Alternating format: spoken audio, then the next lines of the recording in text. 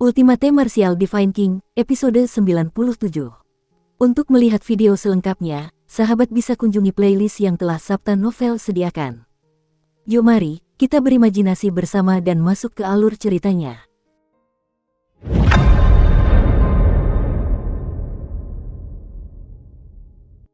Adik perempuan Mengcang, kamu bilang kamu membunuh kakak senior Qi Yuan. Ya, apakah ada masalah? Petik 2. Menghadapi pertanyaan pria berjubah hijau itu, Luo Mengcang tidak ragu untuk mengakuinya. Chu Hen, yang berada di samping, tak kuasa menahan diri untuk tidak tertegun. Ia sungguh tak menyangka Luo Mengcang akan melakukan hal ini. Namun, orang-orang di sisi seberangnya tentu saja curiga. Luo Mengcang, tahukah kau apa hukuman membunuh sesama murid? Teriak wanita yang memegang pedang panjang itu dengan dingin. Luo Mengcang mengangkat alisnya sedikit dan tampak tidak setuju. Itu di akademi, tidak ada batasan di luar. Wajah beberapa orang itu menggelap, dan pria berjubah hijau itu sedikit merendahkan suaranya. Adik Mengcang, sungguh sulit bagi kami untuk percaya bahwa kau membunuh kakak senior Qi Yuan tanpa alasan. Setidaknya, kau harus memberi kami alasan. Dia mengganggu latihanku dan hampir membuatku gila. Apa aku harus membunuhnya? Mata indah Luo Mengcang berbinar-binar. Ekspresinya yang liar dan keras kepala terlihat sangat manis. Beberapa orang tiba-tiba tak mampu berkata-kata untuk membantah.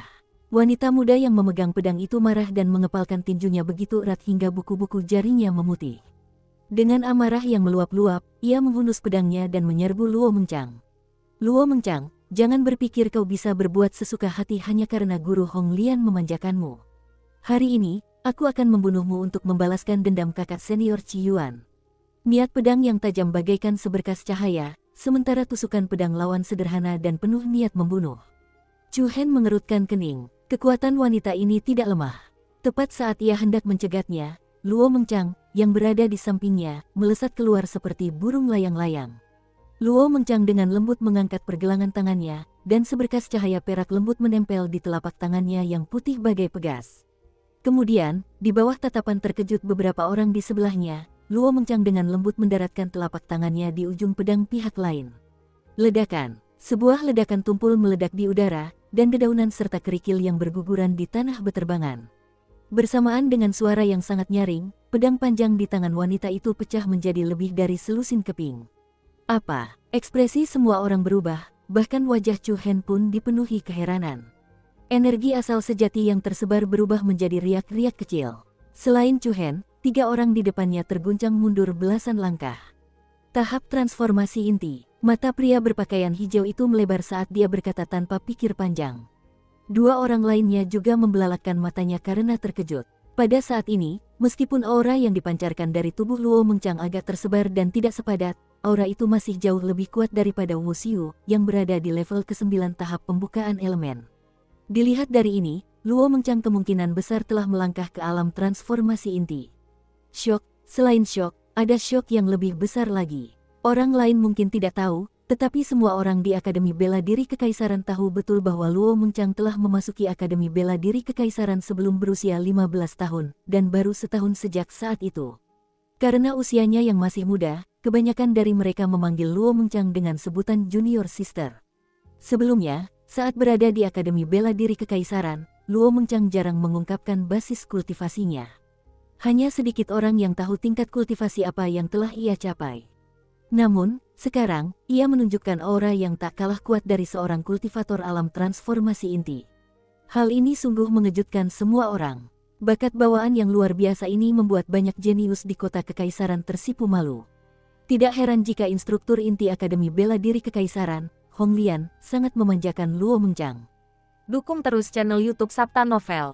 Beberapa di antara mereka tidak mengerti, tetapi mereka merasa itu menakjubkan. Apakah kalian masih ingin bertarung denganku? Tanya Luo Mengcang acuh tak acuh.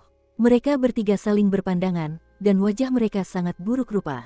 Pria berpakaian hijau itu melirik mayat Qi Yuan yang tak jauh darinya dan berkata, "Adik Mengcang, kami tidak bermaksud menyinggungmu, jadi tolong jangan dimasukkan ke hati. Namun, kami harap Anda dapat mengembalikan barang-barang yang dibawa oleh kakak senior Qi Yuan. Kami mempertaruhkan nyawa kami untuk mendapatkannya." Hal-hal apa? Tanya Luo Mengcang bingung. Adik Mengcang, mengapa kamu berpura-pura? Gelang penyimpanan di tangan kakak senior Qi Yuan hilang. Barang-barang di dalamnya sangat penting bagi kami, jadi kami harap kakak muda Meng Chang dapat mengembalikannya. Setelah mereka memperoleh buah Yuan darah di lembah, mereka tidak sempat membagi hasil rampasan sebelum Raja Monyet Hantu mengejar mereka. Kemudian mereka berempat berpisah, tetapi buah Yuan darah masih bersama Qi Yuan. Sekarang Qi Yuan telah meninggal dan gelang penyimpanan itu hilang, tentu saja gelang itu diambil oleh orang yang membunuhnya. Mata indah Luo Meng Chang sedikit berbinar. Ia melirik Chu Hen di sampingnya dan sedikit membuka bibir merahnya. Aku tidak melihat gelang penyimpanan apapun, dan aku tidak mengambil apapun darinya. Jangan ribut di sini. Ketiganya sedikit bingung. Jika Luo Meng Chang berani mengakui bahwa dia membunuh Qi Yuan, bagaimana mungkin dia tidak mengakui bahwa dia mengambil barang-barangnya? Ini sedikit tidak masuk akal. Namun, hanya ada Luo Meng Chang dan Chu Hen di sini. Mungkinkah Chu Hen yang mengambilnya? Perhatian beberapa orang kembali tertuju pada Chu Hen, tetapi ekspresi Chu Hen tetap sama. Matanya setenang air sumur kuno, tanpa riak sedikit pun. Kalau kalian tidak pergi, jangan salahkan aku karena bersikap kasar. Luo Meng Chang sedikit mengernyit, tampak sedikit tidak sabar. Ekspresi mereka bertiga sedikit berubah. Mereka menggertakkan gigi dan akhirnya pergi membawa jasad Qi Yuan. Tak lama kemudian, hanya Chu Hen dan Luo Meng Chang yang tertinggal di tempat yang sama. Kenapa kau ingin membantuku mengurus ini? Tanya Chu Hen bingung. Karena kau menolongku. Luo Meng Chang mengedipkan mata besarnya pelan, sudut mulut kecilnya sedikit terangkat. Dia sangat yakin bahwa jika Akademi Bela Diri Kekaisaran tahu bahwa Chu Hen membunuh Qi Yuan, mentor Akademi pasti tidak akan membiarkannya begitu saja. Bagaimanapun, ini masalah harga diri. Rumah bela diri Anda membunuh seorang murid rumah bela diri miliknya, yang sama saja dengan menamparkan wajah rumah bela diri miliknya, jadi wajar saja mereka tidak akan membiarkannya begitu saja. Namun, Luo Meng Chang berbeda. Mentor langsungnya adalah salah satu mentor inti paling berwibawa di Akademi Bela Diri Kekaisaran. Terlebih lagi, ini adalah pegunungan Sky Lake, bukan akademi. Tanpa batasan aturan, Luo Meng Chang paling-paling hanya akan dimarahi beberapa kali dan menerima hukuman kecil. Lagi pula, semua orang di Akademi Bela Diri Kekaisaran tahu bahwa mentor Hong Lian sangat memanjakan Luo Meng Chang. Apakah kamu benar-benar telah mencapai tahap transformasi inti? Tanya Chu Hen lagi. Luo Meng Chang menggelengkan kepalanya sedikit. Belum, tapi itu akan segera terjadi. Chu Hen jelas terkejut. Selain terkejut, ia juga terkena pukulan. Benar-benar ada berbagai macam monster abnormal di kota Kekaisaran.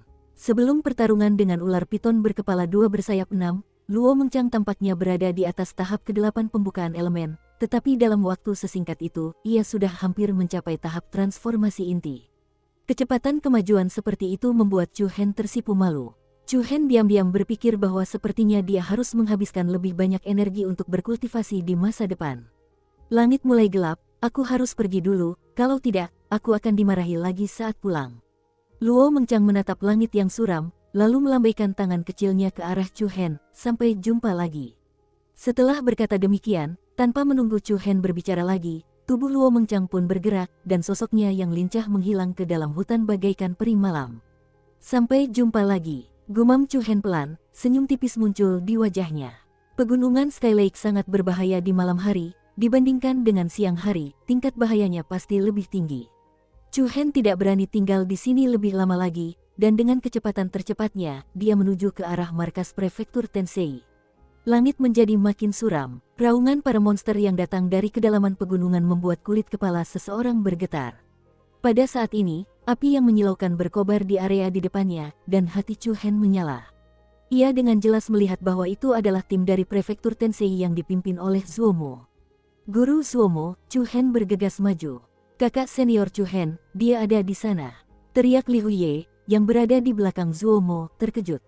Alis Zuomo juga mengendur, tetapi ketika dia melihat Chu Hen datang di depannya, dia tidak bisa menahan diri untuk tidak menegur. Sudah kubilang, aku harus bergegas kembali sebelum malam. Jam berapa sekarang? Chu Hen tersenyum sedikit malu. Maaf, mentor Zuomo, saya punya masalah. Saya telah menyebabkan masalah bagi semua orang. Kali ini, aku akan melepaskanmu karena kau membantu rekan-rekanmu. Tapi, jika kau berani melanggar aturan lagi, aku tidak akan membiarkanmu begitu saja. Zuomo sudah mengetahui sebab dan akibat dari masalah tersebut, dan dia juga tahu bahwa Chu Hen telah pergi untuk menyelamatkan Mu Feng dan Hao Zi, jadi dia tidak memarahinya lagi. Bagaimana kabar Hao Zi? Tanya Chu Hen. Dia baik-baik saja sekarang, kakak senior Chu Hen, jawab Li Huye. Bagus. Chu Hen akhirnya bisa meletakkan batu besar di hatinya. Baiklah, kembali. Ketika Chu Hen mengikuti Zuomo dan yang lainnya kembali ke markas, langit benar-benar gelap. Di dalam tenda besar berkubah. Kalian sudah kembali. Zhou Lu tampak gembira ketika melihat Chu Hen dan Li Huiye memasuki tenda. Tak jauh dari situ, Mu Feng juga berdiri. Chu Hen mengangguk, dan matanya menatap lurus ke arah Hao Zi yang sedang berbaring di tempat tidur. Seluruh tubuh Hao Zi terbalut perban tebal. Ketika melihat Chu Hen kembali, ia menyeringai, tetapi mata kecilnya dipenuhi rasa malu yang mendalam. Adik Chu Hen, aku telah merepotkanmu. Chu Hen menghela napas lega, tidak apa-apa, kakak senior Hao Zi, ini bukan salahmu. Mendengar ini, jantung Mu Feng berdebar kencang, dan mata kecilnya melirik ke sekeliling. Kemudian, ia berjingkat dan bersiap untuk melarikan diri dari tempat ini. Coba lari, percaya atau tidak, aku akan mematahkan kakimu, teriak Chu Hen dingin. Zhou Lu dan Li Huiye juga memelototi Mu Feng dengan marah. Jika bukan karena orang ini yang memaksa Hao Zi untuk bekerja sama dengan orang-orang dari Akademi Bela Diri Kekaisaran, Hao Zi tidak akan terluka seperti ini. Pukul saja di mana saja, asal jangan kena wajahku. Mu Feng memasang tampang sok jagoan. Awalnya kukira kau pura-pura bingung, tapi aku tak menyangka kau benar-benar bingung, kata Chu Hen. Aku juga tidak menyangka orang-orang dari Akademi Bela Diri Kekaisaran begitu tidak tahu malu. Peringkat pertama di kota kekaisaran, bagaimana mungkin reputasi dan karakter mereka begitu buruk? Mu Feng juga menggertakkan giginya karena kebencian. Lupakan saja, jangan bahas itu lagi. Berhati-hatilah di masa depan. Chu Hen terlalu malas untuk melanjutkan pembahasan ini. Dengan lambaian telapak tangannya, beberapa buah merah berkilau dan bening muncul di tangannya. Buah Yuan darah.